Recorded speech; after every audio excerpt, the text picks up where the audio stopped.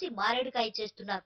Hitech సిటీతో పాటు Jubilee hills, Banjara hills తదితర ప్రాంతాల్లో మాత్రమే రోడ్లు, పార్కులకు కలరింగ్ ఇస్తున్న అధికారులు సామాన్యులు నివసించే బస్తీలు, నిత్యం వాహనాలతో రద్దీగా ఉండే రోడ్ల వైపు మాత్రం కన్నెత్తి చూడటం లేదు.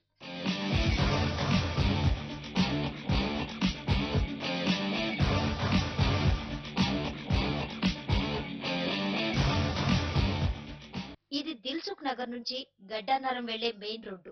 దీనిపై ప్రయాణం అంటేనే వాహనదారులు భయపడుతున్నారు.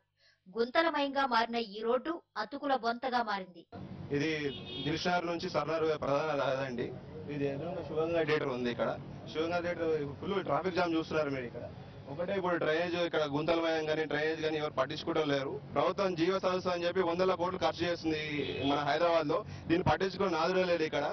ఇక దీని పక్కనే ఉన్న సరూర్ నగర్ పరిస్థితి మరింత దారుణంగా తయారైంది. రోడ్డంతా గుంతలమయంగా మారి పనికి రాకుండా పోయింది. ఇలా నగరంలో చాలా చోట్ల రోడ్లు నడిచేందుకు కూడా వీలు లేని పరిస్థితిలో ఉన్నాయి. అయితే సదస్సు పేరు చెప్పి బంజారా హిల్స్, జూబ్లీ హిల్స్ ప్రాంతాల్లోని రోడ్లనే బాగు చేయటం ఏం బాగాలేదని కాలనీవాసులు ఆగ్రహం వ్యక్తం చేస్తున్నారు. అసలు ఈ సదస్సు వల్ల లాభం ఖరీదైన ప్రాంతాలకేనా అని సామాన్య ప్రజలు ప్రశ్నిస్తున్నారు.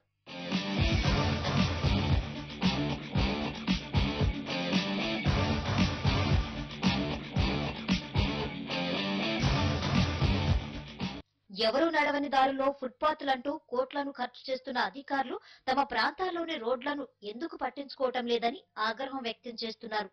తమ ప్రాంతాలను కూడా బాగు చేయాలని కోరుతున్నారు.